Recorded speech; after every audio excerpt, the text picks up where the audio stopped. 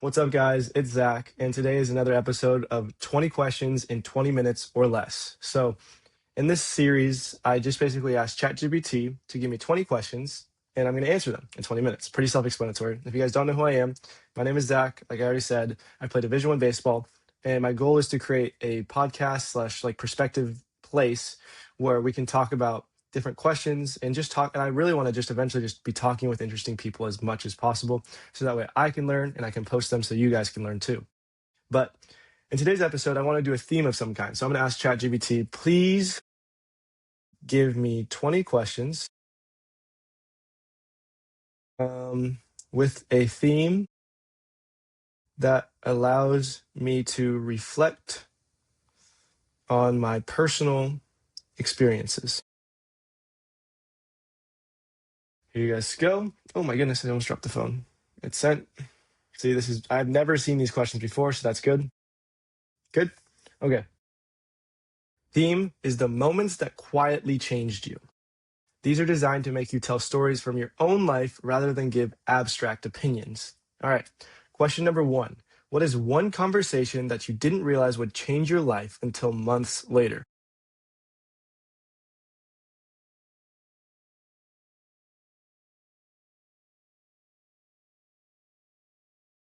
Good question. Um, I've talked about this one, but I just had a terrible D1 season. I just had a terrible D1 season, right? I hit 150 through the first half, ended up only hitting like 220. I raised it a little bit, but after the season, my coach said, "We don't question your work ethic. We don't question your want to be good at baseball, but we do question um how much of like a team player you are, I guess you would say, like how much you do try to help people a lot, right? All you want to do is help, help, help. But taking in help, A, and hanging out with the guys outside the field, those are important things that I think so many people neglect when they're really trying to work on just being the best baseball player they can be. And that's what I was doing. And I had this conversation with my coach, and he said that was the exit meeting. It wasn't to practice more or work on this. Obviously, there were certain things I did need to work on, like reducing my K rate and all that stuff. But more than that, he was said, just go out with your teammates more, hang out with them more, so that way you can get your mind off of baseball and you start focusing on just being that team player, being that team guy, and just finding success in those ways. So I did that, right? And this summer has been one of the best summers of my life. Not saying I haven't struggled in certain times, but having a great summer. I'm on the Ridgefield Raptors in the West Coast League.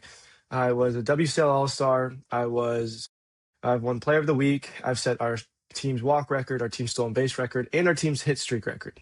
And you know what's crazy about all that? I've never hit less in my life.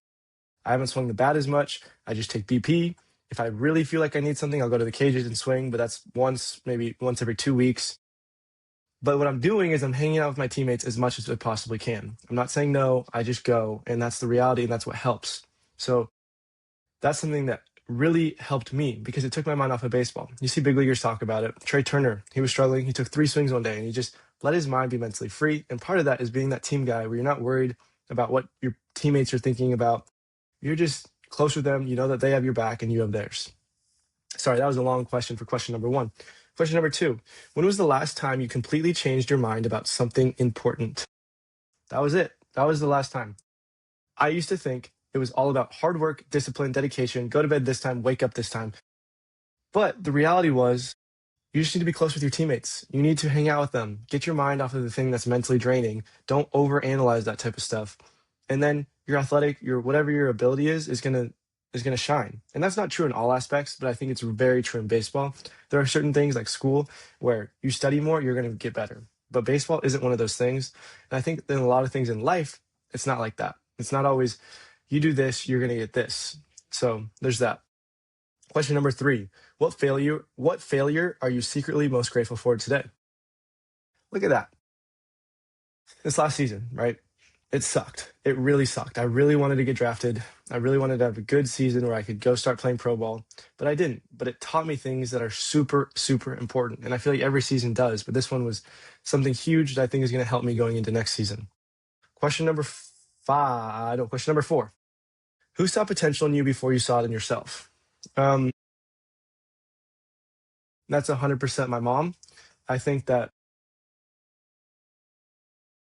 I know that everybody's mom is sometimes supportive, but she's been with me through it all. She's seen me want to quit baseball in high school. She's seen me want to quit baseball in college at multiple different times in college after struggling at my JUCO.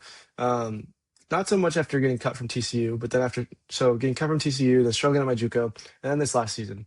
She was always pushing me to keep competing. She was always pushing me to keep going and keep learning. And then the other thing that helped a lot was my relationship with God because he would give me signs that were just ridiculous that I would love to go into more at some point. But yeah, my mom's always believed that I can make it in this sport, and she always pushes me to do so, even when I'm struggling mentally. Because I know that I love the sport, but sometimes it's very draining, and everybody can agree with that. Question number 5. What's a version of yourself that you're glad no longer exists? I'm glad the version of myself. All these questions kind of relate to each other, as you can see. And maybe I'll learn more since I'm only 21 years old, but I'm glad the version of myself now doesn't overemphasize training and miss out on those relationships with those teammates because those are the best times, right? I feel like I've missed out on a lot of my high school moments, a lot of my college moments, um, because I was so obsessed with being the best baseball player I can be, and I missed out on some of those great relationships with my teammates. And that's what everybody says is the best part when they're done with college is those moments, those fun times with the guys, you know? And I'm happy to start having them. Even though I'm 21, I'm going into my senior year. I'll only really have 1 year of it. I'm learning it now, and I'm so grateful for that. And that's not to say that it's not important to work hard. I'm not saying that at all. I still work out, I still hit, I still do it all. But it's really important to, you know, put the team first in a lot of ways. Um, hmm. Question number 6. What moment what moment made you realize you were becoming an adult? I wouldn't say there's any one particular moment. My dream has always been to play professional baseball, right? To play in the big leagues, be one of the best baseball players of all time. So I think that's always been the goal. And I think that's different than most people in the aspect of, they get a job, they do this, they do this. My job has always been baseball. I'll do lessons and stuff like that. But my job, the reality is it's always been baseball. So it's always been this is my dream, this is my goal. I spent hours doing that. So it was never like one particular time trying to become an adult. Question number 7. Question number 7. When did you discover that hard work alone wasn't enough? This last year. This is the first time that I really, really learned that. I learned it a little bit at TCU. I learned it a little bit at JUCO, but it was really this last year where it proved to me because if you want to hear what I was doing, I was waking up at 6 a.m. going to lift, and then I'd go to class, and then I would lift with the team, and then I'd practice, and then I would eat some food, and then I would go back to the field after doing some homework, and I would hit until like 10 o'clock at night, like pretty much every night, right? That's all I was doing. My whole life from 6 to 10 p.m. was either school, baseball, or food, right? So with that, right, baseball should be enough, right? And that was my weekends too. The hard work should be enough. The hard work should be enough, but it wasn't. It wasn't enough. I still failed because all of my mind was going into baseball. If I was working on my swing 1,000 swings a night, I've already gotten to the point where I had done that for so long. All that 1,000 swings a night was doing was just putting me more in my head and me changing my swing more and all that. So I'm glad that I don't want to do that anymore. I still want to lift. I still want to get stronger. I still want to maximize my athletic ability to the best possible way without doing it to such an extent that it hurts my actual performance because performance at the end of the day is what matters in the game. It doesn't matter whether you can hit a ball 120 miles an hour off a tee or whatever it is. What does matter is how consistently can you hit the ball hard in the game. And there's better ways to go about doing that. You talk about Barry Bonds, all of them see that they said less swings is more beneficial. Just challenge yourself when you are training. Challenge yourself in the most possible way when you're training. Um, question number 9. Or no, question number 8. What's a risk that you almost didn't and sorry, question number 8. What's a risk that you almost didn't take that end up changing Question 8. What's a risk that you almost didn't take that ended up changing everything? I think this summer was a risk, not in a crazy way in anything, but I wasn't going to play summer baseball, right? I was just going to take the summer off and just reset. But then I thought about it and I texted my coach. I'm like, can I please play summer baseball? Can I please play summer baseball? And I utilized the things that he said. I utilized the things that my coach wanted me to do, and it helped so, so much. So if there's anything where you feel like you can learn from it or grow from it, do it. And this has been one of the most fun summers of my life, right? So find a way to do those things, right? If there's something that can motivate you, something that can benefit you, do those things. Um, question number question number 9. What belief did you inherit from sorry, question number 9. What belief did you inherit from other people that you've since let go of? We've been talking about it this whole podcast. So I think that's the theme of this podcast, I guess, is hard work is important, but it's not the end game. Hard work is very important, but it's not the end game. Um, I love David Goggins and all of his stuff, right?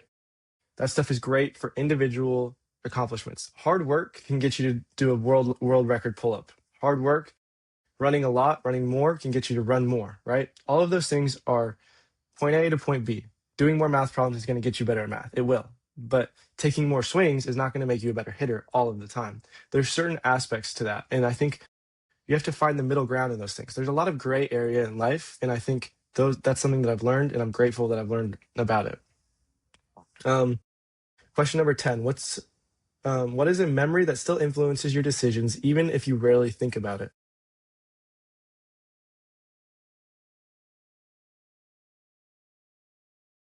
Looking back at when I was younger, when I was 15, 16 years old, dominating baseball, um, I don't know if this is necessarily a good thing, but it might be. I remember playing with all of, probably at this point, 5 to 10 guys that are playing big league baseball right now. And I look back at that and I look at how I was very competitive with those guys, right?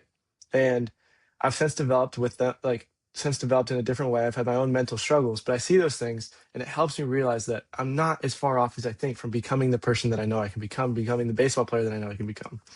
Um, Question number 11. When have you felt the most misunderstood and what did it teach you? Definitely this last season. I think I didn't get to know my teammates very well, so there was a few people that understood me, but a lot of people didn't like me. There was clickiness. There was all this stuff, right? Um, but by recognizing that a lot of that was on me for not being as social as I could be, for not being as outgoing as I should have been, I think that was an important part of it. So it taught me the importance. If I don't want to be misunderstood, I have to put myself out there in sometimes ways that are uncomfortable. So that way people do get to know me, because I can't expect everyone to try to get to know me fully if I don't put in the effort too. So there's always that. And I think that's super important. Um, what's something you chased for years that wasn't as fulfilling as you expected?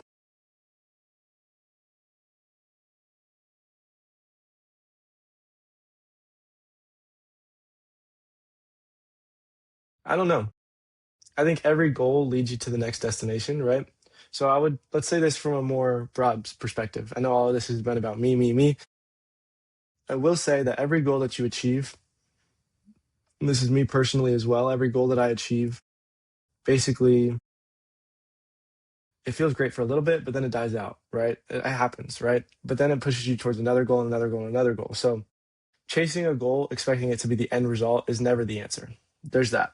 Okay. We are at 13:18. So, um, what challenge made you discover a strength you didn't know that you had?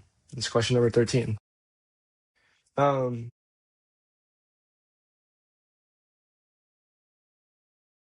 Definitely this last season, right? I think something that I didn't know that I had was the ability to be that leader, right? I always wanted to be a leader, and I think everybody wants to be a leader deep down in their heart, but I didn't know the best way to do it. And I'd always done it by kind of a lead by example type of way, um, or here's how you do this. I've learned this, but I was always missing something, and I still have a lot of work to do in that aspect.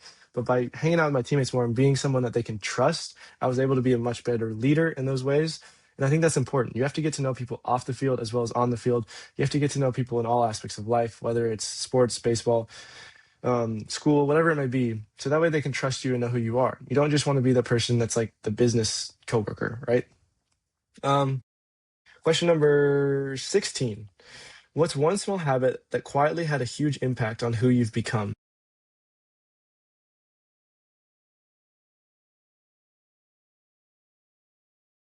I was wondering when this would show up. Read the Bible. The more you read the Bible, the more you're going to feel close with God, the more you're going to recognize the gifts that God has given you, the more you're going to see God's signs, right? And those are the things that have kept me in this game of baseball. The thing that I think that I can be the most successful in is baseball, right? but I've almost quit so many times. And it took signs from him to keep me going. It took signs from him, it took my mom telling me to keep going. It took a lot of things. Um, I think the first video that I posted, not why am I building this channel, but the first real 20 questions or whatever it was one question actually. I talked about my testimony. So if you guys want to go back to that, but this is so powerful and it's going to help you in so many different ways. There's nothing that'll help you more than this. I promise you. Um, Question number 17. When did you realize your definition of success had changed?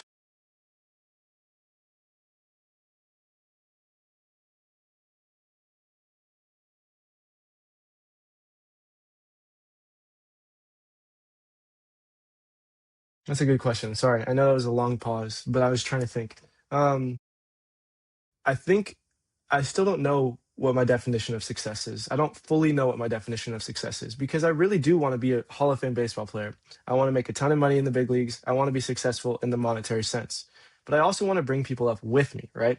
I think there was a certain point in my life where it was all individual, but now it's becoming a certain way where I really hope that I can use the lessons that I've learned to bring other people towards success as well. I want to use the things that I've learned from God to bring other people towards God. So I think my definition of success is maximizing the talents that God has gifted me, really maximizing them, right? Not giving away any aspect of that. And while I'm doing that, teaching people along the way. That's part of the goal of this podcast, right? Or this YouTube video, YouTube channel, whatever you want to call it, right? That's the goal of this. So before success was individual based, and now it's much more. Right. And as I'm developing that success, I hope that I can learn lessons that I can teach my future kids, that I can be a good husband with my future wife, Sarah, that I've been with for over 6.5 years. All of those things, right? All of those things I think are super important. We're at 17 minutes, so that was a long answer. When did you realize your definition of success had changed was question number 17. And question number 18. What is a moment where your plans fell apart, but your life became better because of it?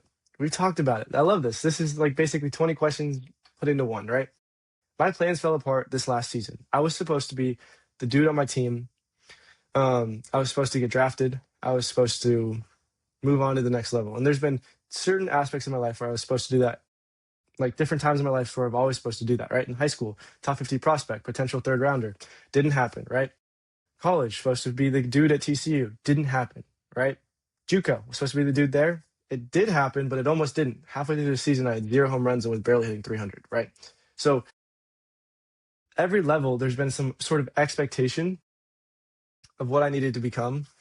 And my plans have never been what they were supposed to, right? I had to learn in each and every category. And that's the best part about it. That's the best part that baseball has taught me. That's the best part that the Bible has taught me.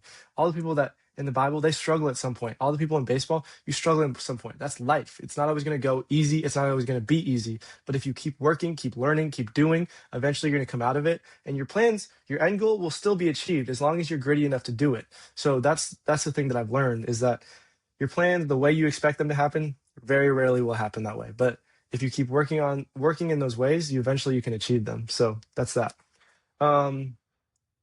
Question 19. If you could relive one ordinary day, not a major milestone, what day would you choose and why? Well, I just hit a walk-off home run the other day. It was my first ever walk-off home run. But I don't think it would be that. It would be a day. It would be when I was 16 years old. This was an amazing day, right? I was playing for a team called Trotsky. I hit one of my first home runs at a big professional size field, right? But not only that, it was my parents were there, Sarah was there, my girlfriend at the time. I had just gotten to drive, so we drove together. And this was, yeah, I was 16 years old. It was that moment, right? That moment, because all the things that I loved were all there at once, right? And maybe not God yet. I don't think I'd really recognize God in that way yet, but that was an amazing moment. Question 20, I got 40 seconds to answer. Looking back, what experience seemed insignificant at the time but turned out to shape your future the most?